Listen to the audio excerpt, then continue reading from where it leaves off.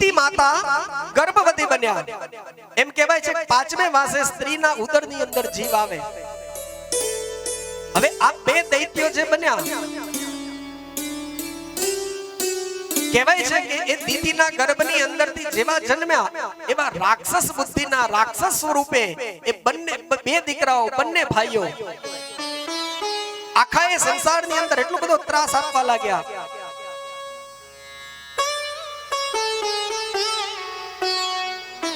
આ હિરણાક્ષ અને હિરણ્યકશિપુ નામના બે દીકરાઓ દીતીથી થયા, બંને રાક્ષસો.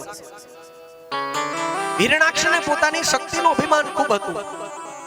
એક દિવસ જતો હતો, સામે નારદ ઋષિ ભેગા થઈ ગયા. હિરણાક્ષ નારદ ઋષિને પગે લાગ્યો. નારદ ઋષિએ કહ્યું, અરે દીદી પુત્ર ક્યાં જઈ રહ્યો છો? કહ્યું, જો ને આમથી આમ ભટકું છું. નારદ ઋષિએ કહ્યું, મેં સાંભળ્યું છે કે તું તો બહુ પરાક્રમી છો ને બહુ શક્તિશાળી છો. હિરણાક્ષે કીધું, મહારાજ શક્તિશાળી તો છું, પણ મારી શક્તિનું પ્રદર્શન કરવું ક્યાં? કોઈ મારી સાથે યુદ્ધ કરવા તૈયાર નથી થતું. મને જુએ છે ત્યાં દેવતાઓ ભાગી અને સંતાઈ જાય છે. મારે મારા બળનું પ્રદર્શન કરવું છે, પણ ક્યાં કરું? નારદ ઋષિએ કીધું, એક વ્યક્તિ છે જે તારી સાથે યુદ્ધ કરી શકે. હું કવ એમ કરતો તારી ઈચ્છાઓ પૂરી થશે. હિરણાક્ષે કીધું, બોલો મહારાજ, શું કરું? કહ્યું, આ પૃથ્વી છે ને, પૃથ્વીને રસાતળમાં લઈ જાય. કહ્યું, પછી? કહ્યું, પછી જે થવાનું હશે એ થશે. તારે યુદ્ધ કરવું છે ને? કહ્યું, હા. બસ તો આ પૃથ્વીને રસાતળ લઈ જાય. હિરણાક્ષ પૃથ્વીને રસાતળ લઈને આવ્યો અને પૃથ્વીનો ઉદ્ધાર કરવા માટે, હિરણાક્ષનો વધ કરવા માટે થઈ અને ભગવાને વરાહ અવતાર લીધો. 6:15 હિરણ્યકશિપુનો વારો આવશે. 6:15 થઈ નથી કેમ?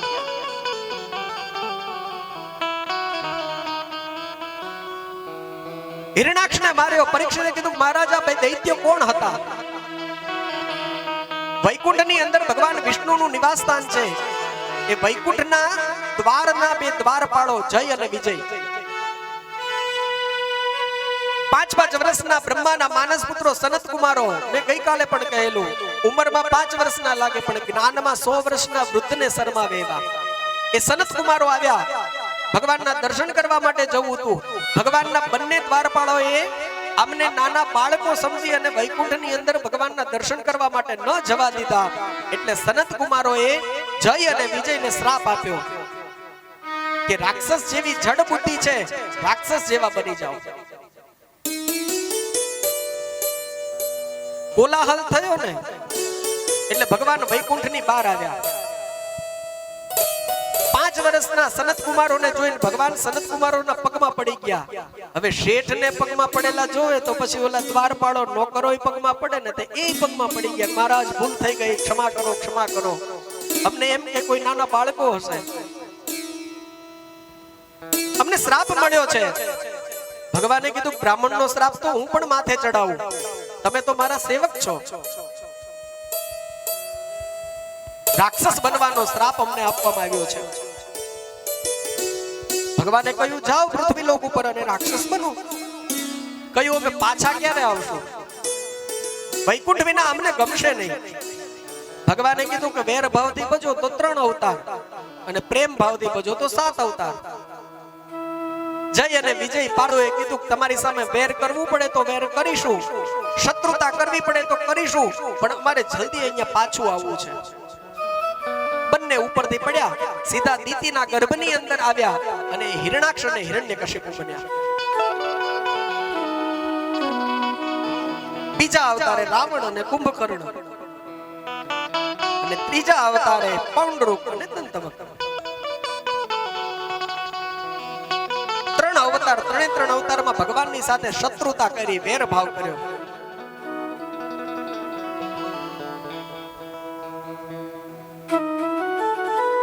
સ્વયંભુ મનુ અને શત્રુપા રાણી સંસારનું સૌ પહેલું સ્ત્રી અને પુરુષનું જોડલું.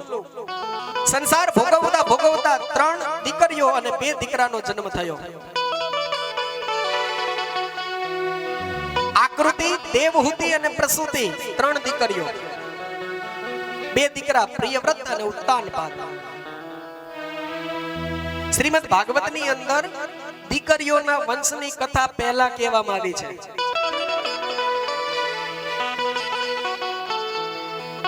દીકરીઓના વંશની કથા પહેલા કહેવામાં આવી શ્રીમદ ભાગવતમાં. વેદવ્યાસજી મહારાજે પણ દીકરીઓને મહત્વ આપ્યું છે. શીખો. આપણે એકવાર વડાવી દીધી, સાસરે મોકલી દીધી, પછી દીકરીઓનું કઈ નહીં. 5-15 દી આટો ખાવા વેકેશન કરવા આવવું હોય તો આવો, બાકી તમે તમારા ઘરનું સંભાળો. અને બિચારી કદાચ કંઈક બોલે ને તો એમ કે તમારા ઘરનું સંભાળો, અહીંયા સલાહો દેવાની જરૂર નથી.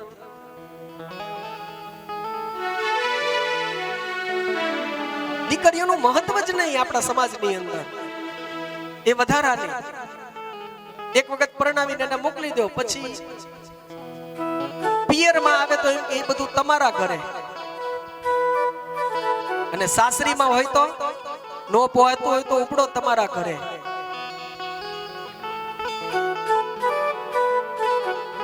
ઓલા કે આ ઘર તમારું નહીં, ઓલા કે આ ઘર તમારું નહીં. એનું ઘર કયું? દીકરી બે ઘરની ધણી છે. સ્વયં વેદવ્યાસજી મહારાજ દીકરીઓને પ્રાધાન્ય આપતા હોય તો આપણે શું કહેવાય? પણ એક માનસિકતા છે કે દીકરીઓ પરણાવી એટલે બસ એમનું પૂરું થઈ ગયું. કા ભાઈ?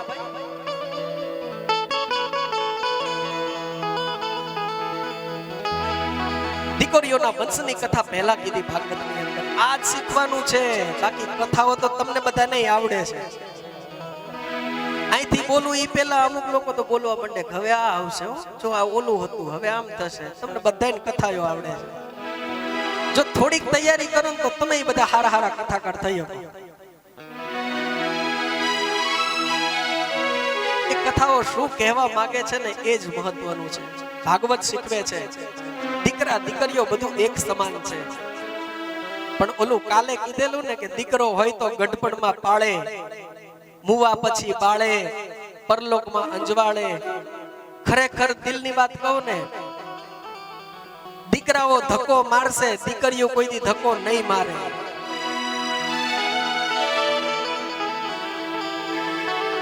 દીકરાઓ ધક્કો મારશે, એમનો સ્વાર્થ નહીં સદાય ને, એ ધક્કો મારી દેશે. દીકરીઓ નહીં મારે, એનો જીવ તણાશે. અને ફોનમાં જરાક ઢીલો અવાજ સાંભળશે ને તોય તરત કહેશે કે આજ કંઈક બરોબર નથી. 200-500 કિલોમીટર આખી બેઠી હોય ને, અવાજ ઉપરથી એને ખબર પડી જાય કે આજ કંઈક બરોબર નથી. એ દીકરી, એને મહત્વ આપો. 3 દીકરીઓ, આકૃતિ, દેવહૂતિ ને પ્રસૂતિ. આકૃતિ નામની દીકરી રુચિક ઋષિની સાથે પરણાવ્યા, જેને ત્યાં યજ્ઞ નારાયણ અને દક્ષિણા નામની કન્યાનું પ્રાગટ્ય થયું.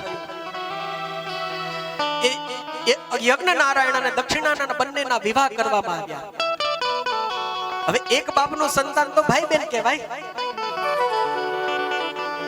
તો એ બંનેના લગ્ન કેવી રીતે કર્યા? કહે છે મનુષ્યના નિયમો એક દેવતાઓને લાગુ ન પડે અને એક પશુને લાગુ ન પડે. જે સંબંધોના બંધનો આપણા મનુષ્યોના છે, એક દેવતાઓને લાગુ ન પડે, એક પશુને લાગુ ન પડે. પશુની અંદર પિતા પુત્ર, મા બાપ, ભાઈ બહેન આવું કઈ હોતું નથી. એ કેમને લાગુ ન પડે? બીજું દેવતાઓને ન પડે. દેવતાઓને શું કામ, કેવી રીતે ન પડે? 5.25. તો એનો દાખલો આપો. 5 પાંડવો, એ પાંડવોમાંથી 5 પાંડવોમાંથી 5 પાંડવો રહ્યા ને, એક એક દેવતાઓનો અંશ છે. કદાચ તમને ખબર હોય તો કુંતાજીને વરદાન હતું, જે દેવતાની ઉપાસના કરે એને પુત્રની પ્રાપ્તિ થતી. એ 5 પાંડવો એ 5 દેવતાઓના અંશથી ઉત્પન્ન થયેલા. કોઈને ખબર છે કયા કયા દેવતાઓથી 5 પાંડવોનો અંશ હતો? યુધિષ્ઠિર, ભીમ, અર્જુન, નકુલ, સહદેવ. 5 પાંડવો. યુધિષ્ઠિર ધર્મરાજાનો અંશ છે. યુધિષ્ઠિર મહારાજ ધર્મરાજાનો અંશ છે.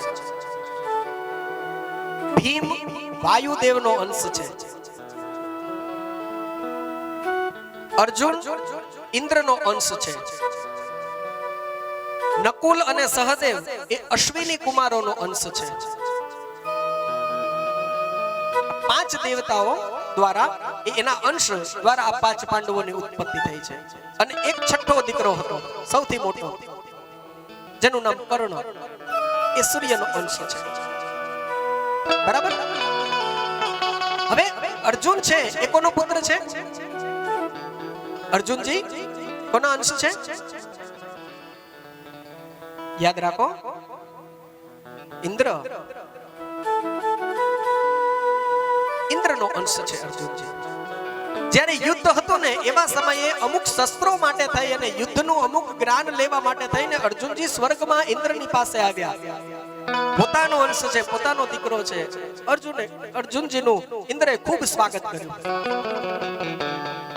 સભાની અંદર પોતાની પાસે બેસાડ્યા અને દેવલોકની સૌથી સુંદર નૃત્ય કરતી અપ્સરા ઉર્વશીને બોલાવી અને ઉર્વશીને કીધું એવું સુંદર નૃત્ય કર કે અર્જુન પ્રસન્ન થઈ જાય. ઉર્વશી એટલું સુંદર નૃત્ય કર્યું, અર્જુનજી એકદમ ધ્યાનથી જોવા લાગ્યા. નૃત્ય જોવામાં એટલા બધા તલ્લીન હતા. ઇન્દ્રએ જોયું કે અર્જુન ઉર્વશીને એકી ટસેથી જોઈ રહ્યો છે. એટલે ઇન્દ્રએ ઉર્વશીને કહ્યું કે આજ તું અર્જુનની સેવામાં જા અને મારા પુત્રને પ્રસન્ન કર. ઉર્વશી આવી અર્જુનની સામે કહ્યું, ઇન્દ્ર મહારાજે મને તમને તમારી સેવા કરવા માટે મોકલી છે, આપ મને ભોગવી શકો છો. અર્જુન 2 ડગલા પાછો ખસીને 2 હાથ જોડીને કીધું, માં તમે શું બોલો છો? તમે મારી માં છો. ઇન્દ્ર તમારા અધિપતિ છે, એ નાતે તમે મારી માં થયા. કયું પણ નૃત્ય કરતી વખતે તું જે દ્રષ્ટિથી મને નિરખતો હતો, અર્જુને કહ્યું જરૂરી નથી. એક નજરથી તમારી સામે જોઈ રહેવું એની પાછળનો ભાવ એવો જ હોય. મારા મનની અંદર એવો કોઈ જ ભાવ નથી તમારા પ્રત્યે. હું તો તમને માં માનું છું, હું તમને માં સમાન ગણું છું. ઉર્વશીએ કહ્યું કે માં અને દીકરાના સંબંધો એ બધા તમારા મૃત્યુલોકમાં ચાલે. આ તો દેવતાઓનો સ્વર્ગ છે, અહીંયા કોઈ સંબંધો હોતા નથી. હું તારી સેવામાં આવી છું, તું તારું આધિપત્ય મારી ઉપર જમાવી શકે છે, તું મને ભોગવ. અર્જુને કહ્યું, ના માં, ગંગા યમુનાનું જળ પીને હું મોટો થયો છું, મારાથી એ ન થઈ શકે. તમારામાં માતૃત્વ સિવાય મને કોઈ સ્વરૂપના દર્શન નથી થતા. ઉર્વશી ગુસ્સે થઈને શ્રાપ આપ્યો, તું પુરુષ નથી, તારામાં પુરુષત્વ નથી, હું તને શ્રાપ આપું છું, તારું પુરુષત્વ હણાઈ જશે. અર્જુને કહ્યું, જે શ્રાપ આપવો હોય એ હું સ્વીકારી લઈશ, પણ તમે કહેશો એ તો નહીં જ કરું. જો તમે દેવતાઓ તમારા લોકના નિયમો ન છોડી શકતા હો તો હું મનુષ્ય લોકનો છું, હું મારા નિયમો ન છોડી શકું. ઉર્વશીએ અર્જુનને જે શ્રાપ આપ્યો હતો એ શ્રાપ સાચો પાડવા માટે થઈ અને એક વખત અર્જુનજીએ સ્ત્રીનો વેશ લેવો પડ્યો હતો, પુરુષત્વ છોડવું પડ્યું હતું, બ્રિહન્લા બનવું પડ્યું હતું. જ્યારે અજ્ઞાતવાસમાં રહેતા હતા ત્યારે બ્રિહન્લા બનેલા, એ સ્ત્રી બનવું પડેલું, એ ઉર્વશીનો શ્રાપ.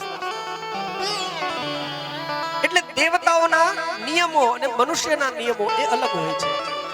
યજ્ઞ નારાયણ એ દેવ છે.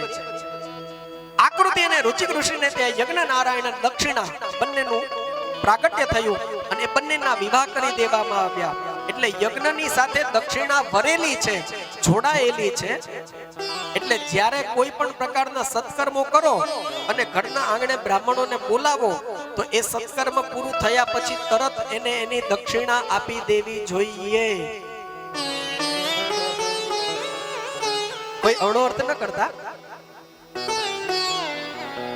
પણ એક નિયમ છે કે દક્ષિણા છે ને એનો ઉધારો કે એ બાકી ન રખાય. દીકરા દીકરીઓના લગ્ન પતે, દીકરાની જાન આવે, પોખી લીધા પછી ગણપતિએ પગે લગાવીને કોડી કૈડા રમી લે અને પછી બ્રાહ્મણ બહાર આવે એટલે જે દીકરાનો વરનો પિતા હોય ને એમ કે ગોરબા બે દી રહીને હું તમારે ત્યાં આવીશ. એટલે બ્રાહ્મણ એમ કે કાંઈ વાંધો નહીં, પણ હકીકતમાં દક્ષિણા બાકી રખાય નહીં. જો રાખીએ તો શું થાય? યજ્ઞ મીમાંસા કહે છે કે બાકી રાખેલી દક્ષિણા એક રાત વ્યતીત થતા ડબલ થાય છે, 3 રાત વ્યતીત થતા 3 ગણી થાય છે. જેમ રાત વધતી જાય એમ એક ગણી વધતી જાય છે. એટલે તમે કદાચ 5-7 રાતો જો પછી આપો ને તો અમને વાંધો નથી.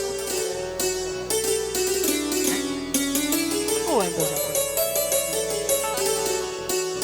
એટલું તો ગવર્મેન્ટ નથી આપતી, એટલી ટકાવારી તો ગવર્મેન્ટ નથી આપતી, એટલું આપણો ભગવાન આપણને આપે છે. યજ્ઞ મીમાંસાની અંદર આ લખેલું છે, દક્ષિણા એ તરત આપવી જોઈએ, નહીંતર એ સમય વ્યતીત થતા એ વધારે અધિક આપવી પડતી હોય છે. એ દક્ષિણા યજ્ઞની સાથે ભરેલા છે. દેવહૂતિ નામની કન્યા બ્રહ્માજીની આજ્ઞાથી કરદમ મુનિની સાથે પરણાવ્યા. કરદમ મુનિ તપસ્વી હતા. કહે છે દેવહૂતિને લઈ અને જ્યારે કરદમ મુનિની પાસે આવ્યા, વૃદ્ધત્વ થઈ ગયેલું, શરીર હાડકાનો માળો બની ગયેલું, દુર્બળ થઈ ગયેલા કરદમ મુનિ ઘાસફૂસની ઝૂંપડી જંગલની અંદર તપ બાંધી અને તપ કરતા હતા. અને દેવહૂતિ જુઓ ને તો પાણી પીવે તોય ગળેથી ઉતરતું દેખાય એવા સ્વરૂપવાન, એટલા રૂપાળા. કહે છે અગાશીની અંદર મહેલની અગાશીમાં ગેડી દડો રમતા હોય ને તો 33 કરોડ દેવતાઓનો રાજા ઇન્દ્ર પણ એને જોવા માટે આવતો, એટલા સ્વરૂપવાન. બ્રહ્માજીની આજ્ઞાથી સ્વયંભૂ મનુ પોતાની 9 વર્ષની દીકરી દેવહૂતિના વિવાહ વૃદ્ધ કરદમની સાથે કરવા માટે ત્યાં આવ્યા. કરદમ મુનિએ ભગવાનને પ્રસન્ન કરીને મોક્ષ માંગ્યો, કે ભગવાને કીધું કે મોક્ષ નહીં, મારે તમારે ત્યાં દીકરો થઈને આવવું છે, તમે ગૃહસ્થી બનો. કરદમ મુનિએ કીધું મારી આ ઉંમરે મને દીકરી કોણ આપશે? કહ્યું એ ચિંતા ન કરો, બધી વ્યવસ્થા થઈ જશે. મનુ મહારાજ પોતાની દીકરી લઈને આવશે, એને તમારી સેવામાં સ્વીકાર કરજો. સ્વયંભૂ મનુ અને શત્રુપા રાણી પોતાના દેવહૂતિ નામના દીકરીને લઈ અને આવ્યા આશ્રમે. કરદમ મુનિએ કહ્યું અરે સ્વયંભૂ મનુ, આજ મારા બ્રાહ્મણના ઝૂંપડે આવ્યા, પધારો. બેસવા માટે આસન આપ્યું. એક આસન ઉપર કરદમ મહારાજ બેઠા છે, એક આસન ઉપર સ્વયંભૂ મનુ બેઠા છે, બીજા આસન ઉપર શત્રુપા રાણી બેઠી છે, અને ત્રીજું આસન મૂક્યું દેવહૂતિને બેસવા માટે. આ દેવહૂતિની પરીક્ષા હતી. સાથે આસન પાથરેલું હતું. હવે જો દેવહૂતિ એ આસન ઉપર ન બેસે તો આપેલું આસનનું અનાદર અપમાન કર્યું ગણાય, અને જો બેસી જાય પલોઠી વાળી તો પોતાનો થનારો પતિ છે, સામે જે બેઠી છે વ્યક્તિ એ પોતાનો થનારો પતિ છે, અને પોતાના માતા પિતા પોતાના વડીલોની હાજરીમાં પોતાના થનારા પતિની સાથે આસન રાખીને બેસાય તો મર્યાદાનો ભંગ થાય. એટલે બેસી પણ ન શકે અને આસનનો અસ્વીકાર પણ ન કરાય. શીખો આવો યુગ હતો. મા બાપની હાજરીમાં પોતાના પતિની પાસે આસન લઈ અને ન બેસાય એ પરંપરા હતી આપણી. અત્યારે એવું કઈ નથી. અત્યારે તો સોફા ઉપર પગ ઉપર પગ ચડાવી અને રિમોટ લઈ અને ચેનલો બદલતા હોય. પપ્પા બદલો, આ નથી ગમતું, બીજી ચેનલ બદલો. એક કાળ હતો, એક યુગ હતો, સમય હતો. દેવહૂતિની પરીક્ષા હતી કે શું કરે છે. દેવહૂતિ પણ બહુ ચતુર હતા. આસન ઉપર બેઠા નહીં, આસનની નીચે બેઠા, પણ એ આસન ઉપર પોતાનો જમણો હાથ મૂકી દીધો. તમારું આપેલું આસન હું સ્વીકારું છું, પણ મર્યાદાનો ભંગ થાય એટલા માટે હું ત્યાં બેસતી. આ હિન્દુ સનાતન સંસ્કૃતિની સ્ત્રી આ હતી. પતિનું સન્માન સચવાય અને માતા પિતાનું સન્માન સચવાય, મર્યાદાનો ભંગ ન થાય. એ સ્ત્રીઓ એવી રીતે પોતાની બુદ્ધિથી એ કળથી કામ લઈ અને સાચવી લેતી હતી.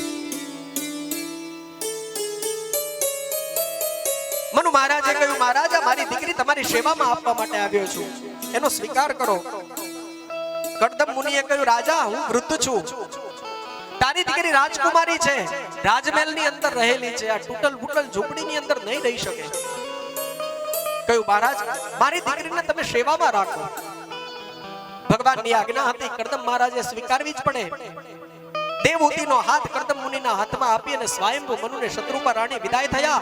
આ બાજુ દેવહૂતિનો ગૃહસ્થાસ્થ ધર્મ ચાલુ થયો.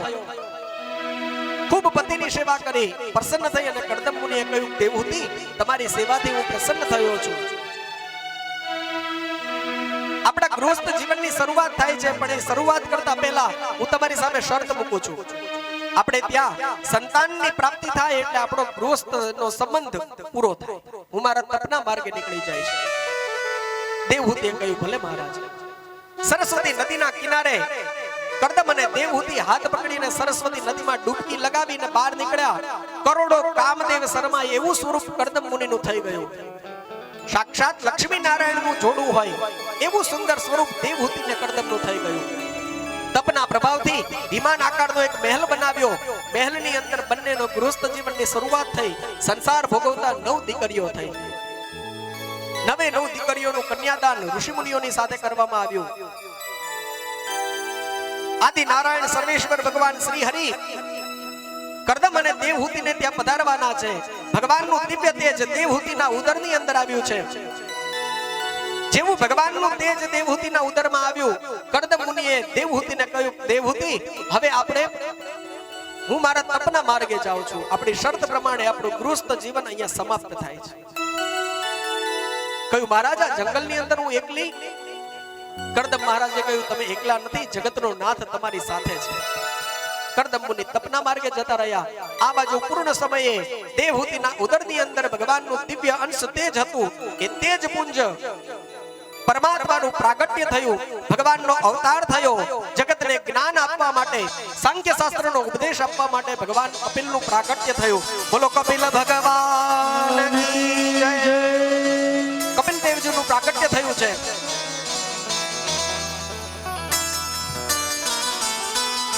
સિદ્ધોના અધિપતિ સરસ્વતી નદીના કિનારે ભગવાન કપિલનું પ્રાગટ્ય થયું. આ સ્થાન આપણા ગુજરાતની અંદર જ છે. ઊંઝા, પાલનપુર, મોટા અંબાજી બાજુ જ્યારે તમે જાઓ એવા સમયે સિદ્ધપુર નામનું ક્ષેત્ર છે. ભગવાન કપિલનું પ્રાગટ્ય થયું છે. યજમાન પરિવાર ભગવાનને વસ્ત્રની ભેટ અર્પણ કરે છે.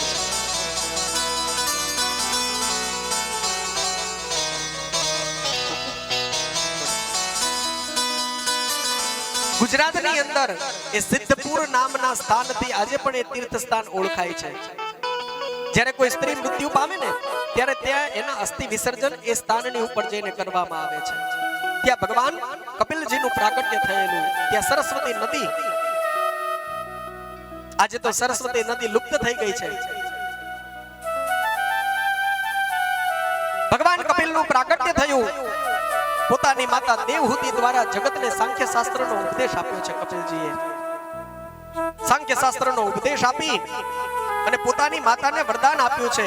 ભગવાને કહ્યું કે હવે હું સ્વધામ જાઉં. દેવહૂતિ માતાએ કહ્યું કે પહેલા માં જાય ને પછી દીકરો જાય.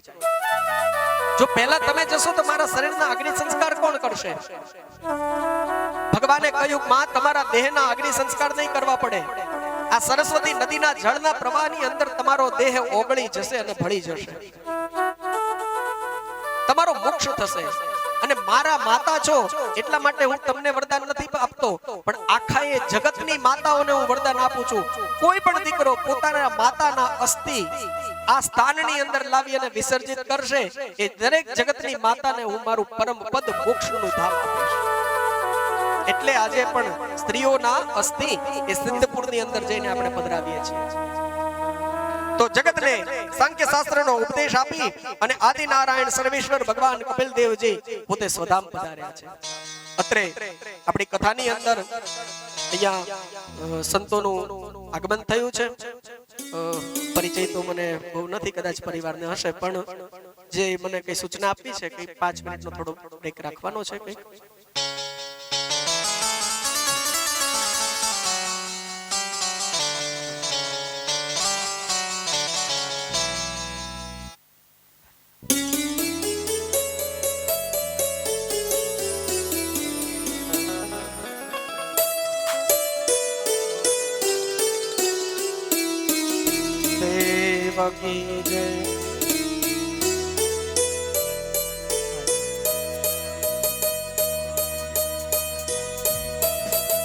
કોટેશ્વર મહાદેવ મંદિર અને કામનાથ મહાદેવ મંદિરથી અહીંયા પૂજ્ય મહંત શ્રી પૂજારી શ્રી પધારેલા છે.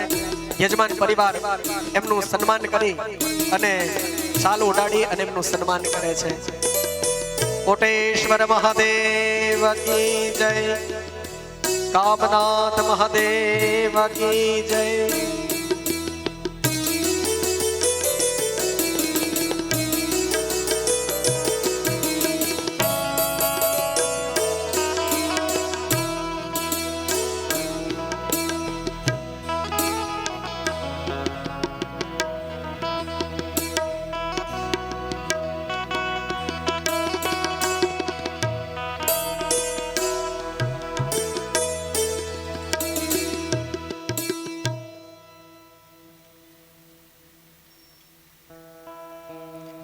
कृष्ण गोविंद गोविंद गोपाला, कृष्ण गोविंद गोविंद गोपाला, कृष्ण गोविंद गोविंद गोपाला, कृष्ण गोविंद गोविंद गोपाला.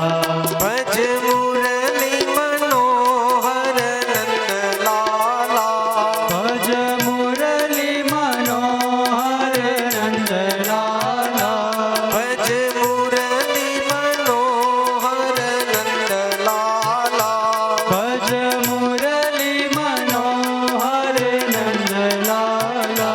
कृष्ण गोविंद गोविंद गोपाला, कृष्ण गोविंद गोविंद गोपाला, हरि गोविंद गोविंद गोपाला, हरि गोविंद गोविंद गोपाला.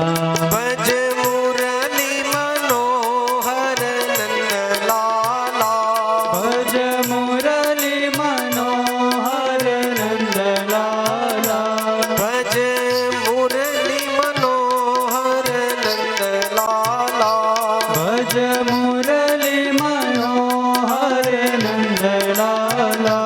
कृष्ण गोविंद गोविंद गोपाला, कृष्ण गोविंद गोविंद गोपाला. आदि नारायण सर्वेश्वर भगवान श्री हरि કપિલ સ્વરૂપે પ્રગટ્યા જગતને સાંખ્ય શાસ્ત્રનો ઉપદેશ આપી અને સ્વધામ પધાર્યા છે. સ્વયંભૂ મનુના વંશની અંદર ત્રીજી દીકરી પ્રસૂતિ બ્રહ્માના પુત્ર દક્ષની સાથે એના વિવાહ કરવામાં આવ્યા. દક્ષ અને પ્રસૂતિના વિવાહ થયા. સૃષ્ટિનું સર્જન અને ઉત્પત્તિ વધારવી છે. બ્રહ્માએ દક્ષને પ્રજાપતિ બનાવ્યો. દક્ષ પ્રજાપતિ બન્યો છે. સૃષ્ટિનું ઉત્પત્તિનું કાર્ય, પ્રજાની ઉત્પત્તિ અને પ્રજાનું પાલન પોષણ કરવાની જવાબદારી દક્ષને સોંપવામાં આવી.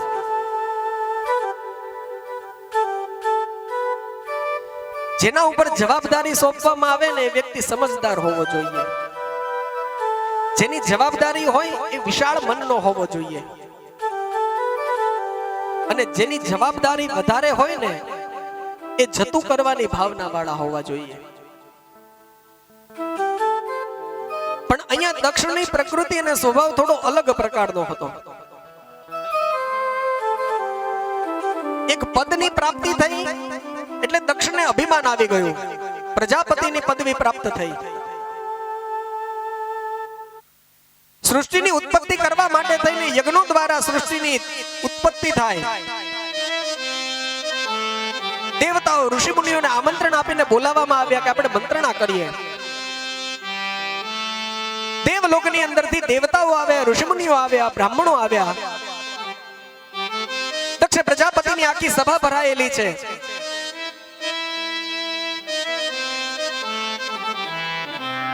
સભાની અંદર બધાય દેવતાઓ પોતપોતાના સ્થાનકે બેઠેલા છે. બ્રહ્માજી પોતાના સ્થાને બેઠા છે. ઇન્દ્ર આદિ દેવતાઓ સૌ પોતપોતાના સ્થાનકે બેઠેલા છે.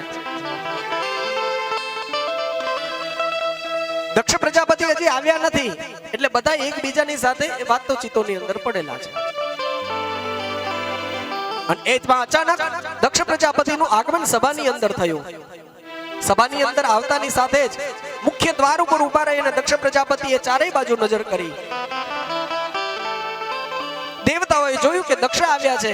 બધાય દક્ષ પ્રજાપતિને માન આપવા માટે પોતપોતાના સ્થાને ઊભા થઈ ગયા. આપણી એક પરંપરા છે કે રાજા, કોઈ સંતો, કોઈ બ્રાહ્મણો આવે તો આપણે ઊભા થઈને એને માન આપીએ. દક્ષ પ્રજાપતિ છે, એને માન આપવા માટે થઈ અને બધાય પોતપોતાના આસન ઉપર ઊભા થઈ ગયા. દક્ષએ બધી બાજુ નજર કરી. બધાય પોતપોતાના આસને ઊભા છે. મનની અંદર આમ થોડું અભિમાન કે જોયું રાત દેવતાઓ પણ મને માન આપવા માટે થઈ અને ઊભા થાય. પણ એને ખબર નથી કે આ માન તને નથી, આ માન અને સન્માન તું જે પદવી ઉપર છું એને છે. પણ અમુક લોકો એવા હોય કે જેને એવી અપેક્ષા હોય કે અમે જઈએ ને એટલે અમારા માટે આમ થઈ જાય તેમ થઈ જાય ને લોકો અમને વાહ વાહ કરે, માન સન્માન આપે ને અમને બહુ માન સન્માન સારું નહીં. કારણ કે જો બહુ માન સન્માન ગમતું હોય તો એની પાછળ પછી અપમાનને સ્વીકારતા આવડવું જોઈએ. બહુ ઊંચે બેસવામાં માલ નહીં, નીચે હારા. બહુ ઊંચે ચડી જાય ને તો પછી ઉપરથી પડી વધારે વાગે. માનો તમે ત્યાં બેઠા છો અને એકાદું ઝોકું આવી ગયું ને આમ ઢળી જાવ, બરાબર છે, તો કેટલું વાગે? બહુ ન વાગે. પણ માનો અહીંથી હું પડું તો ઊંચે બેસવામાં મજા નથી, નીચે બહુ મજા છે. ઊંચે બેસાડે ને જેને એની તો જવાબદારીઓ વધી જાય છે. તમે પલાઠી ખોલી શકો, મારે ન ખોલાય. તમે પાણી પી શકો, મારે ન પીવાય. તમે ચાય પી શકો, મારે ન પીવાય. જેટલું તમારું સ્થાન ઊંચું જાય ને એટલી તમારી જવાબદારીઓ વધે. મજા તો નીચે છે. જેટલા ઊંચે જાઓ, જો તમે સાવધાન ન રહો ને તો પડતા વાર લાગતી નથી, અને જેટલા ઊંચેથી પડો એટલું વાગે વધારે. પણ એક આત્મશ્લાઘા, એને પોતાની એક માન સન્માન મેળવવાની એટલી બધી ઈચ્છાઓ હતી. બધી નજર કરી, પણ જ્યાં આમ નજર કરી અને દક્ષની નજર અટકી ગઈ. બે આસન ઉપર બેઠેલી વ્યક્તિ ઊભી થઈ નહોતી. એક તો બ્રહ્માજી અને બીજા શિવજી. બ્રહ્માજી એટલા માટે ઊભા ન થયા કે દીકરો કલેક્ટર થાય કે મિનિસ્ટર થાય, બાપ ઊભો થઈને એને માન ન આપે. એ તો દીકરાએ જ બાપને નમવું પડે. બ્રહ્માજી પરમ પિતા છે, એ દક્ષને માન ન આપે, દીકરો પિતાને માન આપે. અને બીજા શિવજી ઊભા ન થયા. શિવજી દક્ષ પ્રજાપતિના જમાઈ છે. દક્ષને 60 કન્યાઓ, એમાં સૌથી નાની દીકરી સતીના વિવાહ શિવજી સાથે થયેલા. એટલે સંબંધમાં દક્ષ અને શિવ સસરો જમાઈ થાય છે. બ્રહ્માજી ઊભા ન થયા. દક્ષને બહુ કઈ ફેર ન પડ્યો, પણ શિવજી ઊભા ન થયા એ દક્ષથી સહન થયું નહીં. ક્રોધ આવ્યો અને ક્રોધમાં બડબડાટ કરવા લાગ્યો. શિવજીની ખૂબ પ્રકારે નિંદા કરી, ખૂબ અપમાન કર્યું. અરે આ શિવ, એને દેવતાઓની સભાની અંદર બેસવાની કોઈ સમજણ નથી. દેવતાઓની સભામાં કેવી રીતે બેસવું જોઈએ એને ખબર પડતી નથી. સંબંધમાં એ મારો જમાઈ છે, હું એનો સસરો થઉં છું, મને માન સન્માન આપવું એની ફરજમાં આવે છે.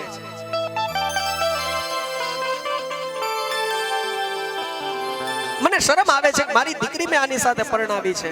અરે આના કરતા તો જન્મતાની સાથે જ એને મારી નાખી હોત તો સારું હતું. દેવતાઓની સભામાં કેમ બેસવું એની આને ખબર પડતી નથી. પણ ક્યાંથી ખબર પડે? એનું કોઈ કુળ નથી, એનું કોઈ મૂળ નથી, એનું ગોત્ર કયું છે એને ખબર નથી. ભૂત પિશાચ અને પ્રેતની ટોળીની સાથે સ્મશાનની અંદર ફરનારો છે. બહુ નિંદા કરી છે મહાદેવની. શિવજી ઊભા ન થયા એનું કારણ ખાલી એટલું જ હતું કે શિવજી આંખ બંધ કરી અને સમાધિમાં બેઠા હતા. ઓલા દેવતાઓ એકબીજાની સાથે વાતોચીતો કરતા હતા, પણ મહાદેવને આ બધી વસ્તુઓ પસંદ નથી. એ તો નિજાનંદમાં મસ્ત રહેવા વાળા છે, સમાધિની અંદર આનંદ લેવા વાળા ભોળિયો નાથ છે. દેખવું પણ નહીં અને દાજવું પણ નહીં, આંખ બંધ કરીને સમાધિમાં બેઠેલા. બસ એટલા હિસાબે શિવજીને ખબર ન પડી કે દક્ષ પ્રજાપતિ આવ્યો અને ઊભા ન થયા. આટલી ભૂલ. દક્ષ પ્રજાપતિએ કહ્યું કે મહાદેવ દેવતાઓની સભામાં બેસવા યોગ્ય નથી. શિવજીની આંખ ખુલી, બધું સાંભળ્યું. ખૂબ અપમાન થયું. જ્ઞાની અને સમજદાર માણસો હોય ને, જે જગ્યાએ અપમાન થાય ને ત્યાં 1 મિનિટ પણ ઊભા રહે નહીં. સમજદાર માણસોની એ જ નિશાની. તમે સ્માર્ટ ત્યારે જ કહેવાઓ જ્યારે તમારું અપમાન થઈ રહ્યું હોય. એવા સમયે તમે એ સ્થાનને છોડી દો તો તમે સમજદાર. બાકી તમે એને જવાબ દેવા સામે ઊભા રહો તો તમે એની જેવા થયા. શિવજી તો જ્ઞાની છે. દક્ષે ખૂબ અપમાન કર્યું. શિવજી કાંઈ બોલ્યા નહીં. ઊભા થયા, હાથમાં ત્રિશૂલ લઈ અને મૂંગા મોઢે ત્યાંથી નીકળી ગયા.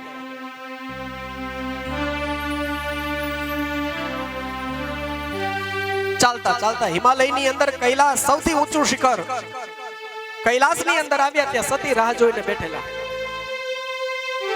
જ્યાં મહાદેવજીને જોયા અને સતી ઊભા થઈ ગયા. સ્વામી, તમે આવી ગયા? મારા પિતાને ત્યાં યજ્ઞની મંત્રણા પૂરી થઈ ગઈ? આટલી જલ્દી પૂરી થઈ ગઈ? શું નક્કી કરવામાં આવ્યું? ક્યારે યજ્ઞ કરવાનો છે? આ સ્ત્રીઓની એક આ વસ્તુ કેવી છે કે આ સ્ત્રીઓનો સ્વભાવ છે. પુરુષ જ્યાં બહારથી આવે ને ત્યાં તરત એમનું ક્વેશ્ચન પેપર ચાલુ થઈ જાય. શું થયું? ક્યાં ગયા તા? કેટલા વાગે ગયા તા? આટલી વાર કેમ લાગી?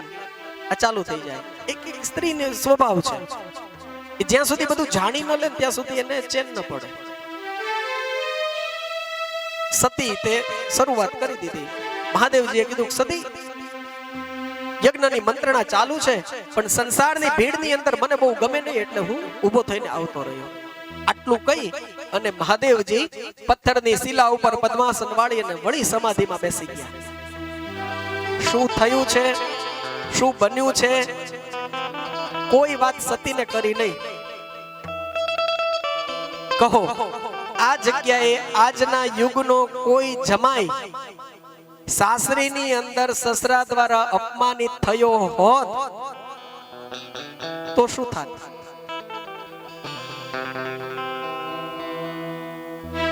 એટલા માટે તો એને ભોળિયો નાથ કહેવામાં આવે છે.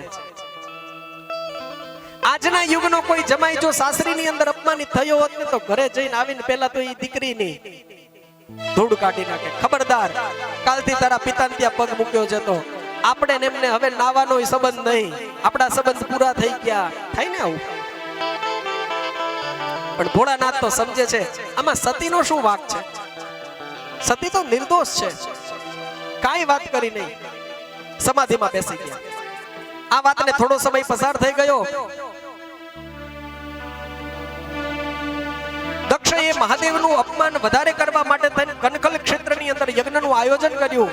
બધાય દેવતાઓને આમંત્રણ આપ્યું પણ મહાદેવજીને આમંત્રણ ન આપ્યું. કૈલાસની અંદર સતી અને ભગવાન મહાદેવ પથ્થરની શિલા ઉપર બેઠા બેઠા સત્સંગ કરી રહ્યા છે અને યજ્ઞમાં જવા માટે દેવતાઓના વિમાન ઉડ્યા. નિત નવા વસ્ત્ર, અલંકાર, આભૂષણો, શણગાર ધારણ કરી ગીત ગાતા ગાતા દેવતાઓ કૈલાસ ઉપરથી ઉડ્યા અને સતીએ જોયું કે આ ક્યાં જાય છે. સત્સંગ અધૂરો રહ્યો. સતી ઊભા થઈને જોવા લાગ્યા. દોડી અને મહાદેવજીની પાસે આવીને કીધું, સ્વામી જુઓ, જો આ દેવતાઓ વિમાનની અંદર બેસી નત નવા શણગારો સજી, અલંકારો સજી ના બધા ક્યાં જાય છે? જો કે ઉત્સવ થતો લાગે છે. ભોળાનાથ જાણે છે ક્યાં જાય છે. ભોળાનાથે કીધું, સતી, આ દેવતાઓ સ્વર્ગની ભૂમિમાં રહે છે. સ્વર્ગની ભૂમિ છે ને એ ભોગની ભૂમિ છે. એ ભોગી છે, આપણે યોગી છીએ. એમના માટે તો 365 દિવસ દિવાળી હોય. એમના માટે કાયમ ઉત્સવ જ હોય. જ્યાં જતા હોય ત્યાં આપણે આપણો સત્સંગ ચાલુ રાખીએ. સતીએ કહ્યું, ના મહારાજ, એમ નહીં, જુઓ તો ખરા, તમને તો ખબર હોય ક્યાંય ઉત્સવ છે, ક્યાંય કોઈ પ્રસંગ છે, આ બધા ક્યાં જાય છે? સ્ત્રી સ્વભાવ. જ્યાં સુધી જાણી ન લે ને ત્યાં સુધી એના મનને શાંતિ ન મળે. શું છે એના મૂળ સુધી એ જ્યાં સુધી ન પહોંચે ત્યાં સુધી એને ચેન ન પડે. રસોડાની અંદર રસોઈ બનાવતી હોય ને બાર ફળિયામાં રોડ ઉપર ઢોલ વાગે ને તો એ વઘારે એમને એમ પડ્યો રે, પણ દોડીને બહાર આવે કે કોનો વરઘોડો, કોનું ફૂલે કો નીકળ્યું. આપણે ઢોલ વગાડતા નીકળ્યા કેવા બધાય બાર ગેટે આવીને ઉભા રહી જતા. એક સ્વભાવ છે જે એ જિજ્ઞાસા વૃત્તિ, કુતૂહલ વૃત્તિ એનામાં બહુ હોય. સતીએ બહુ પૂછ્યું, મહાદેવજી એમની વાતને ટાળે છે, ખબર છે કે સાચી વાતની જાણ થશે તો સતીને દુઃખ લાગશે, પણ સ્ત્રી અટની સામે ન ચાલ્યું અને અંતે મહાદેવજીએ કીધું, સતી આ બધાય દેવતાઓ શણગાર સજી ગીત ગાતા ગાતા તમારા પિતાને ત્યાં જાય છે, તમારા પિતાને ત્યાં યજ્ઞ છે. સતી ઊભા થઈ ગયા, શું બોલો છો મહારાજ? મારા પિતાને ત્યાં યજ્ઞ છે? કહ્યું હા. અરે ભોળિયાનાથ, સમાધિમાં લીન રહેવાના કારણે તમે મને કહેવું ભૂલી ગયા. જલ્દી ઊભા થાઓ, મારી બધી જ બહેનો આવી ગઈ હશે, મારે કોઈ ભાઈ નથી. તમે જમાઈ એ ધર્મપુત્ર કહેવાઓ, જલ્દી ઊભા થાઓ, આપણે મારા પિતાને ત્યાં જવાનું છે. ભગવાન ભોળાનાથે કહ્યું, સતી બેસો, આપણે ક્યાંય જવાનું નથી. સતીનું મોઢું ઉતરી ગયું. કહ્યું, મારા પિતાને ત્યાં યજ્ઞ છે અને તમે મને જવાની ના પાડો છો? ભગવાન ભોળાનાથે કહ્યું, હા સતી, આપણે નથી જવાનું. આપણે યજ્ઞની અંદર આપણને આમંત્રણ મળ્યું નથી અને આમંત્રણ વિના જવાય નહીં. સતી થોડાક પાછા પડ્યા, આપણને આમંત્રણ નથી? ભગવાન ભોળાનાથે કીધું, ના નથી. થોડાક પાછા પડી ગયા, છોભીલા પડ્યા, પણ દીકરી છે ને, સાસરીની અંદર પોતાના પિયરનું કોઈ દિવસ નીચું ન પડવા દે. સતીએ કહ્યું, સ્વામી, પિતાના ઘરે પ્રસંગ હોય ને તો દીકરીને આમંત્રણની જરૂર ન હોય, ઉલટાની 10 દિવસ દીકરી અગાઉ હોય. પિતાના ઘરે તો દીકરી અગાઉ હોય અને બાપના ઘરે જવામાં દીકરીને આમંત્રણની શું જરૂર? જલ્દી ઊભા થાઓ, મારી બહેનો, મારી માતા મારી રાહ જોતા હશે. ભગવાને સતીને બેસાડીને કીધું, સતી, મેં તમને વાત નથી કરી, તમને દુઃખ લાગે એટલા માટે થઈને મેં તમને જાણ નથી કરી, પણ સતી, મારા અને તમારા પિતાની વચ્ચે દ્વેષ થયો છે. ફરી સભાની અંદર તમારા પિતાએ ન કહેવાના શબ્દો મને કીધા છે, મને બહુ અપમાનિત કર્યો છે. દેવતાઓની સભાની અંદર, યજ્ઞની અંદર મારો ત્યાગ કર્યો છે.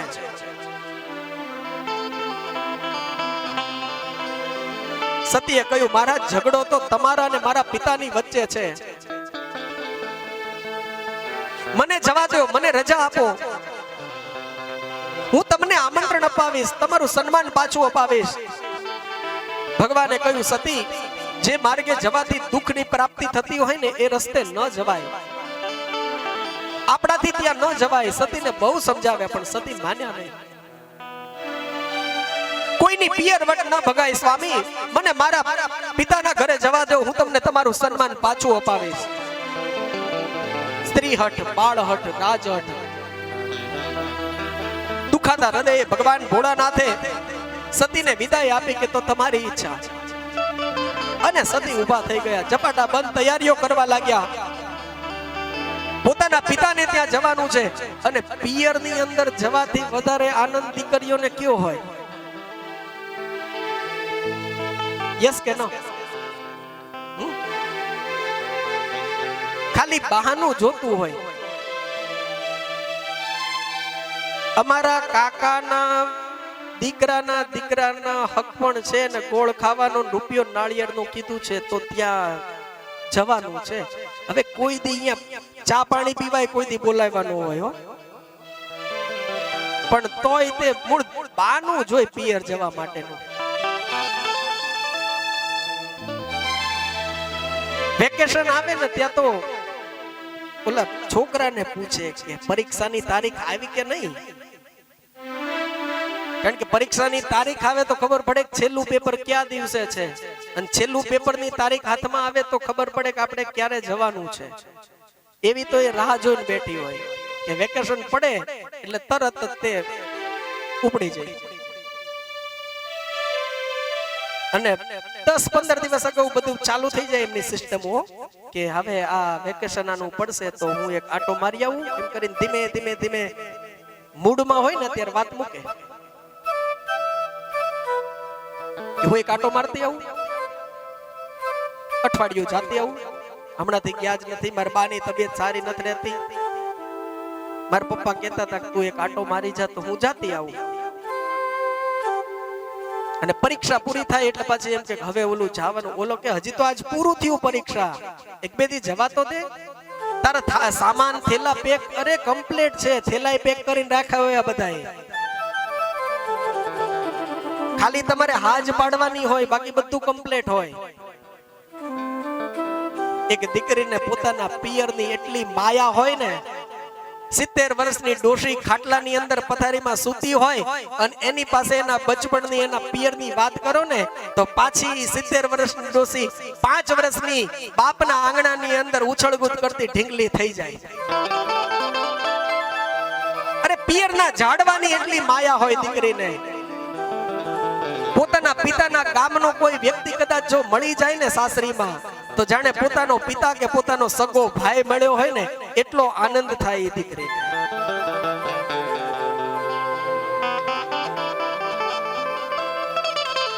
થેલા તૈયાર કરીને કમ્પ્લીટ જ હોય, તમે એમ કહો સારું જઈ આવો એટલે સવારની પહેલી બસમાં જવાનું અને આવવાનું છેલ્લી બસમાં. અહીંથી જવાનું હોય ને ત્યારે પહેલી બસમાં જવાનું હોય અને રિટર્ન આવવાનું હોય ને ત્યારે છેલ્લી બસમાં આવવાનું હોય, કારણ કે તેથી તો પહેલી બસ ટાઈમે ન આવે. મારા ભાઈએ કીધું બપોર જમીન જવાય, એમને ભૂખ્યા ન જવાય, એટલે બપોર પછી મારો ભાઈ કે હું બસ સ્ટેન્ડ મૂકી જઈશ. બિચારો 2 વાગ્યાનો બસ સ્ટેન્ડ મારી હારો હાર તડકાનો બેઠો તો, 4:30 સુધી બસ આવી જ નહીં, પણ તેથી નો જ આવે, તેથી લેટ જ હોય. જવા માટે ટાઈમે હોય પહેલી બસ, સવારમાં 5 વાગ્યામાં ઓલાને બ્રશ ન કરવા દે, મૂકી જાવ અમને. પિયરની માયા, પિયરની મમતા દીકરીને એટલી હોય છે. આ મોહનો, આ પ્રેમનો જે તાતણો છે ને, સામાજિક રીતે તમે બધાય ભલે તોડી નાખો, એક દીકરી પોતાના પિયરની માયાનો અને પ્રેમનો તાતણો જિંદગી ભર નથી તોડતી. તમે ભલે એને ગમે એટલી પારકી કરી નાખો, ઈ તમને પોતાના જ માને છે. દીકરી પારકા ઘરની ધણી, પારકી થાપણ કહેવાય. આપણે એને પારકી કરી છે, ઈ તમને પારકા નથી કરતી. સાસરે બેઠી બેઠી ઈ તમારા બધાની ચિંતાઓ કરતી હોય છે. મેં કહ્યું એમ સેજ ફોનમાં અવાજ ઢીલો ભાડે ને તરત ચિંતા થાય. રાતે ભાઈને ફોન કરે, ભાઈ આજ બાપુ કે આજ બાનો અવાજ ઢીલો હતો. ત્યાં બેઠા બેઠા એને બધી ખબર પડી જાય એ દીકરી છે. પિયરનું મમત્વ, એનો મોહ જે હોય છે ને પિયર પ્રત્યે, અને કેમ ના હોય, હોવો જ જોઈએ. દીકરી એટલે તો આંગણાનો તુલસી ક્યારો છે. અને એક દીકરી પોતાના પિતાને, પોતાના ભાઈને કહે છે કે હું તારા આંગણાનો તુલસી ક્યારો છું, નથી સાપનો ભારો. દીકરી તું આંગણાનો તુલસી ક્યારો છું, નથી સાપનો ભારો. પણ આપણે એને ભાર માનીએ છીએ, આપણે એને પારકી માનીએ છીએ, આપણે એને પારકી કરી દઈએ છીએ, પણ એ આપણને પારકા સમજતી નથી. સતી ઝપાટાબંધ તૈયાર થઈ ગયા. ભગવાને કેટલાક ગણોને સાથે મોકલ્યા. ગણોની સાથે સતી પોતાના પિતાના યજ્ઞની અંદર જવા નીકળ્યા છે. માર્ગની અંદર પંખીડાને જુએ, અરે પંખીડા તારી પાંખો મને આપ, હું પાંખો લઈને જલ્દીથી ઉડીને મારા પિતાના નગર પહોંચું. સતી કનકલ ક્ષેત્રની અંદર આવ્યા છે. ધ્વજા પતાકાઓથી શણગારાયેલું નગર જોયું. જલ્દી જલ્દી મહેલની અંદર પ્રવેશવા જાય છે. સામે દક્ષ પ્રજાપતિ મળે છે. દીકરી અને પિતાની ચાર નજર ભેગી થઈ. સતીને એમ હતું કે હમણાં મને એમ કહે છે, બેટા તું આવી ગઈ, મારી દીકરી આટલું બધું મોડું કેમ કર્યું? પણ જાણે અણગમતું આંગણે આવ્યું હોય એમ દક્ષ પ્રજાપતિએ મોઢું ફેરવી લીધું અને સતીના કાળજું થડકી ગયું. અરે પિતા, હું તારી દીકરી છું, હું તારો અંશ છું. આજ તારા આંગણે આવી છું. દીકરીને આંગણે આવેલી જોઈને પિતા રાજી થાય, એના બદલે આજ તું મોઢું બગાડે છે. હું ક્યાં તારી પાસે કઈ માંગવા આવી છું? દીકરીઓ માંગવા નથી આવતી. આપણે શું આપીએ એને? અને દીકરીઓ કોઈ દિવસ પોતાના બાપની પાસે કોઈ દિવસ કઈ માંગતી નથી. દીકરીઓની અપેક્ષા એટલી જ હોય છે કે જ્યારે પોતાના પિતાને ત્યાં, પોતાના બાપના આંગણે જ્યારે એ પગ મૂકે ને, ત્યારે એક સારો આવકાર મળે, એટલું જ દીકરી ઈચ્છતી હોય છે. હે પિતા, તું તો એમાંથી ગયો, એક આવકાર આપવામાંથી તું છૂટ્યો. દીકરીઓની શું અપેક્ષા હોય? કોઈ દીકરીઓ પિતાની મિલકતની અંદર ભાગ નથી માંગતી હોતી. એને તો એક સારા આવકારની ઈચ્છા હોય છે. પ્રેમથી એને આવકાર આપો, દીકરીઓ રાજી જ હોય છે. સતીને એમ થયું પાછી વળી જાઉં, પણ શું મોઢું લઈને પાછી જાઉં? ઘરે જઈ અને પતિને શું મોઢું દેખાડીશ? વિચાર આવ્યો, માતા ને બહેનોને મળું. મહેલની અંદર આવ્યા. દક્ષ પ્રજાપતિનો તાપ એટલો હતો ને કે બધી બહેનો ટોળું વળીને ઊભી હોય, જ્યાં સતી આવે ને તે બધા આગા પાછા થઈ જાય. પોતાને માતા પ્રસૂતિની પાસે આવ્યા, ખોળાની અંદર માથું મૂકી અને સતી રડ્યા. દીકરીને રડવાનું સ્થાન કયું? માનો ખોળો. માના ખોળા સિવાય દીકરી પોતાના મનની વાત કોઈને ન કહી શકે. ધ્રુસકે સતી રડ્યા. એક દીકરી પોતાના મનની વાત, પોતાના હૈયાની વાત પોતાની માતા સિવાય કોઈને કહેતી નથી. સાસરીની અંદર ગમે એટલું દુઃખ હોય, સાસુનું દુઃખ હોય, નણંદનું દુઃખ હોય, દિયરનું દુઃખ હોય, જેઠ જેઠાણીનું દુઃખ હોય, પિયરની અંદર આવીને કોઈ પોતાના પિતાને કે પોતાના ભાઈને નથી કહેતી. કેવળ પોતાની માતાને જ કે. ક્યારે કે? રાત્રે બધા સૂઈ જાય ને ત્યારે મા દીકરીની પથારી સાથે સાથે હોય. એ રાત્રે સુતા સુતા ધીમે ધીમે પોતાના બધા જ દુઃખની વાત દીકરી પોતાની માતાને કરે અને આંસુડા પાડતી હોય. ઈ માં પોતાની દીકરીના માથે હાથ ફેરવે ને કહે, બેટા બધાય સારા વાના થઈ જશે મારી દીકરી, થોડી ધીરજ ધરજે, થોડું સહન કરજે બેટા, કાલ સારા દિવસો આવશે, કાલ સારું થઈ જશે. બસ આવું આશ્વાસન માં આપે ને એટલે એ દીકરી પાછી પહાડ જેવી મજબૂત થઈ જાય. આ શબ્દોની અપેક્ષા દીકરી પિયરની અંદર રાખતી હોય છે. એક હૂંફની અપેક્ષા દીકરી પિયરની અંદર રાખતી હોય છે. એ સિવાય બીજું કંઈ જ માંગતી નથી. પ્રસૂતિ રાણીએ કહ્યું, બેટા હું બધું સમજુ છું, પણ તારા પિતાની બુદ્ધિ ભ્રષ્ટ થઈ છે. હું છું ને, હું તારી માં છું. માને મળી અને સતીનું હૈયું થોડું શાંત થયું. વિચાર આવ્યો, યજ્ઞ નારાયણના દર્શન કરું, મારા મનને શાંતિ મળે. યજ્ઞશાળાની અંદર આવ્યા. કથા પ્રસિદ્ધ છે, આપ સૌ જાણો છો. ભગવાન ભોળાનાથનું સ્થાપન ન જોયું. સ્ત્રી બધું જ સહન કરે, પોતાના પતિનું અપમાન સહન ન કરી શકે. ક્રોધ આવ્યો છે, ગુસ્સે થઈ અને દક્ષ પ્રજાપતિને કહ્યું છે કે હે પિતા, તું પિતાની ફરજ ચૂક્યો છું. તારાથી ઉત્પન્ન થયેલો આ દેહ મારે નથી જોઈતો. મને શરમ આવે છે કે તું મારો પિતા છો. જગતની અંદર મહાદેવનો દ્વેષી, દ્રોહી કોઈ જીવિત ન રહી શકે. હવે મારે આ શરીર નથી ટકાવવું એમ કહી અને સતીએ પોતાના દેહને અગ્નિની અંદર હોમી દીધો. ભડ ભડ ભડ ભડ અગ્નિની અંદર સતીનો દેહ પડી દગ્ધ થવા લાગ્યો છે. આ બાજુ સતીએ દેહ હોમ્યો. ભગવાનના ગણો દક્ષના યજ્ઞનો સંહાર કરવા જાય છે, પણ દક્ષના સૈનિકો કેટલાક એવા ગણોને મારીને નસાડી મૂકે છે. દોડતા દોડતા ગણો કૈલાસની અંદર ભગવાન ભોળાનાથની પાસે આવ્યા. કહ્યું, ભગવાન, દક્ષના યજ્ઞની અંદર માતા સતીએ પોતાના દેહનો ત્યાગ કર્યો છે. માતા સતીનો વિયોગ થયો છે. જે આટલા શબ્દો ભગવાન ભોળાનાથના કાનની અંદર ગયા અને ભગવાન પથ્થરની શિલા ઉપરથી ઊભા થઈ મસ્તક ઉપર બાંધેલી જટા આકાશની અંદર ફેરવી અને પથ્થરની શિલા ઉપર જ્યાં પછાડી ત્યાં એની અંદરથી આભને આંબે એવા વીરભદ્ર પ્રગટ થયા. બોલો વીરભદ્ર ભગવાન કી જય. ભગવાનના અંશ વીરભદ્ર પ્રગટ થયા.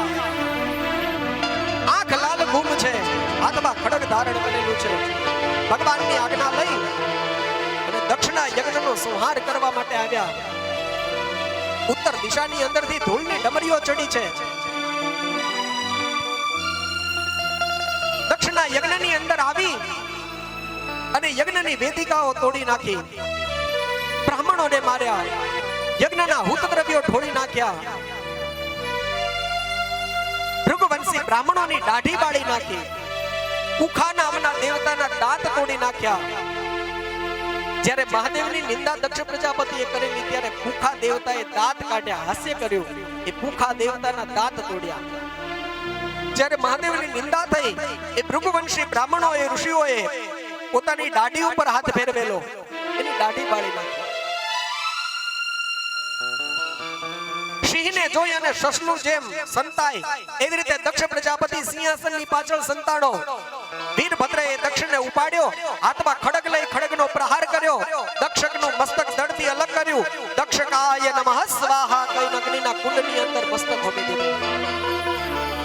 ભગવાનના અંશ એવા વીરભદ્રને એટલો બધો ક્રોધ થયો, ભગવાનનું ત્રીજું નેત્ર ખુલ્યું અને સૃષ્ટિ પડે પડે સળગવા લાગી.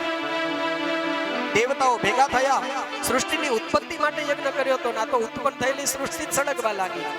કોઈ મહાદેવનો ક્રોધ શાંત કરાવો. ભેગા મળી બધા જ દેવતાઓએ મહાદેવજીનો ક્રોધ શાંત કરાવ્યો.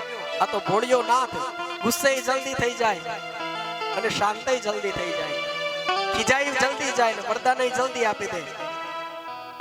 રાજી થવામાં વાર ન લાગે એને.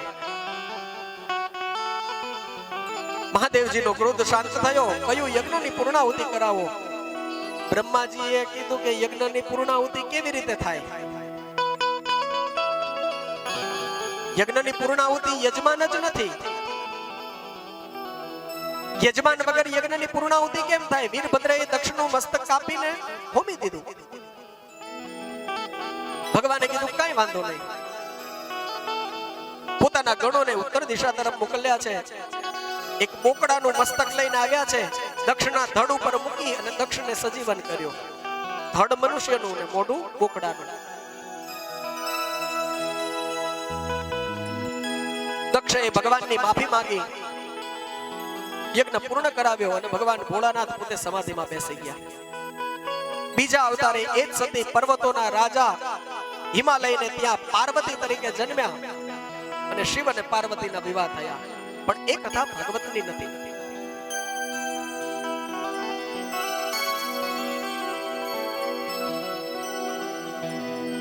સતીના વિયોગ પછી ભગવાન ભોળાનાથ તપશ્ચર્યામાં બેસી ગયા. સ્વયંભુ મનુ અને શત્રુપા રાણીના દીકરીઓના વંશની કથા અહીંયા પૂરી થાય. બે દીકરાઓ પ્રિયવ્રત અને ઉત્તાનપાદ.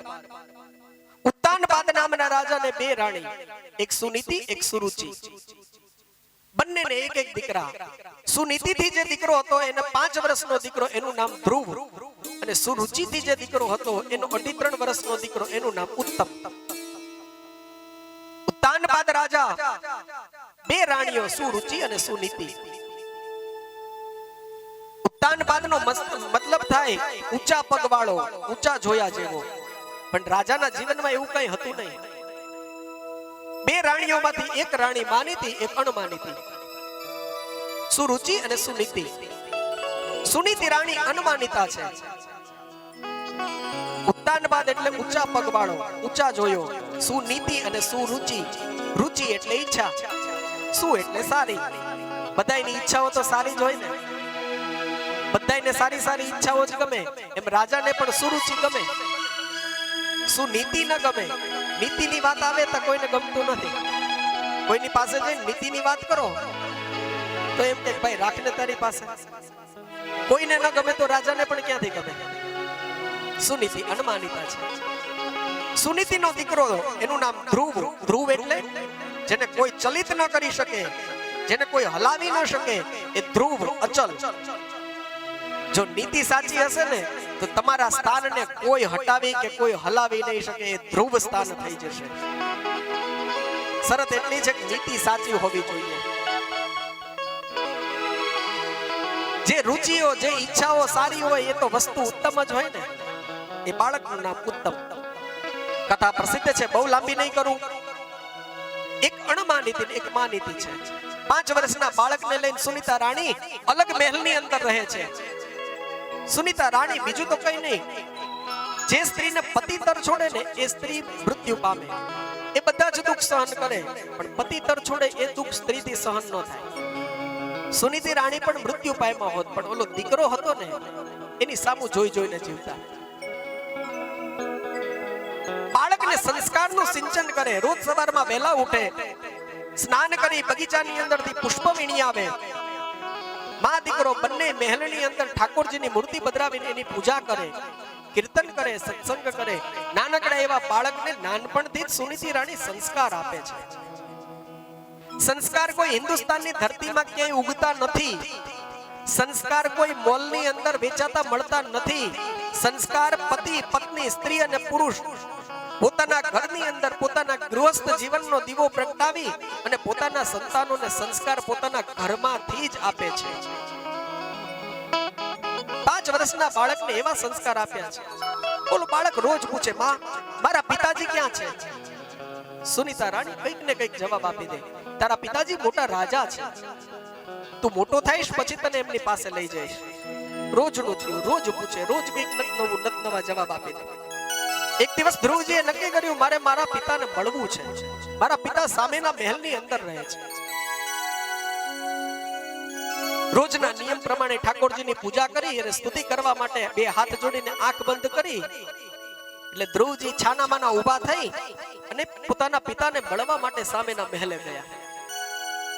જ્યાં મહેલે અંદર જવા માટે પ્રવેશ કરે છે, દ્વારની અંદર, તો અંદરનું દ્રશ્ય જોયું. ઉત્તાનપાદ રાજા બેઠો છે, સામે સુરુચિ રાણી બેઠી છે. 2.5 વર્ષનું બાળક ઉત્તમ ઘડીક રાજાના ખોળામાં બેસે, ઘડીક રાણીના ખોળામાં બેસે. ઉત્તાનપાદ રાજા બાળકની માટે થઈને ઘોડો થાય. ધ્રુવજી વિચાર કરે છે કે મને આટલો પ્રેમ, આવો પ્રેમ તો મને કોઈ દિવસ મળ્યો જ નથી. આજ મારે મારા પિતાનો ખોળો ખૂંદવો છે. અંદર પ્રવેશ રૂમમાં પ્રવેશ કરે છે. ઉત્તાનપાદે જોયું કે મારો દીકરો ધ્રુવ આવ્યો છે. અરે બેટા ધ્રુવ, તું આવ્યો? હજી એમ કહીને પોતાની પાસે બોલાવા જાય છે. સિંહણ જેમ વિફરે એવી રીતે સુરુચિ રાણીએ તાડુકો કર્યો, ત્રાડ નાખી. જ્યાં ત્રાડ નાખીને ત્યાં 5 વર્ષનો બાળક હિપતાઈ ગયો. રાજાજીના ખોળાની અંદર જે બાળક બેસવા ગયો, સુરુચિ રાણીએ 5 વર્ષના ધ્રુવનો હાથ પકડી, જેમ કમળની દાંડલી ખેંચી લેવામાં આવે એમ બાળકનો હાથ પકડીને ધક્કો મારીને ફેંકી દીધો. એક પલકારાની અંદર બધું બની ગયું. ધ્રુવજી કઈ સમજી ન શક્યા, ડઘાઈ ગયા. સુરુચિ રાણી બોલી, અભાગી, તું અભાગીનીનું સંતાન છું. રાજાનો ખોળો ખૂંદવો એ તારા ભાગ્યમાં નથી. જો રાજાનો ખોળો ખૂંદવો હોય ને તો આવતે બહુ મારે પેટ જન્મ લેજે. તું અભાગી છું, તું અભાગીનીનું સંતાન છું.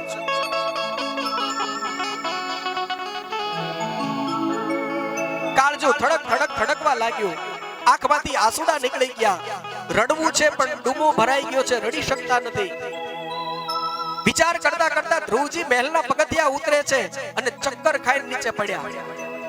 ધૂળ ખંકેરતા ખંકેરતા ચાલતા ચાલતા પાછા પોતાના મહેલ તરફ જાય છે. આ બાજુ સુનીતા રાણીએ આમ નજર કરી, બાજુમાં બાળકને ન જોયો. દોટ મૂકી બહાર આવીને જોયું તો સામે ધ્રુવજીને આવતા જોયા. દોડી અને સુનીતા રાણી ગયા. માતાને જોઈ એટલે ધ્રુવજી વધારે રડવા લાગ્યા. સુનીતા રાણીએ દોડી અને ધ્રુવજીને છાતીએ લગાવી દીધા. બેટા રડીશ નહીં મારા દીકરા, મેં તને ના નથી પાડી. શું કામ ગયો તો ત્યાં? છાનો રહી જા મારા દીકરા. સાડીના પાલવથી આંખના આંસુડા લૂછ્યા. ધ્રુવજીને શાંત કરે છે. બેટા શું થયું, કેમ રડે છે? રડતા રડતા ધ્રુવજીએ કહ્યું, માં હું મારા પિતાજીને મળવા માટે ત્યાં મહેલમાં ગયો હતો, પણ ત્યાં એક બીજી સ્ત્રી હતી. એ બીજી સ્ત્રીએ મને ધક્કો માર્યો. સુનીતા રાણી આટલા દુઃખમાં પણ હસી પડ્યા. દીકરાના મોઢા આડો હાથ દઈને કીધું, બેટા ઈ બીજી સ્ત્રી નથી, ઈ તારી માં જ છે. આ સંસ્કાર. સુનીતા રાણી સમજી ગયા, ધ્રુવ દ્વારા મારા ઘરની અંદર અંગારા દેતવા મોકલવામાં આવ્યા છે, મારે ન લઈ જવાય, મારું ઘર સળગે. આજ જો હું આ બાળકના કાનની અંદર ઝેર રેડીશ, આજ બી વાવીશ તો કાલ ઝેરનું ઝાડવું થશે અને ઈ વેર કરાવશે. સુનીતા રાણીએ કહ્યું, ઈ તારી માં છે, એ કોઈ બીજી સ્ત્રી નથી.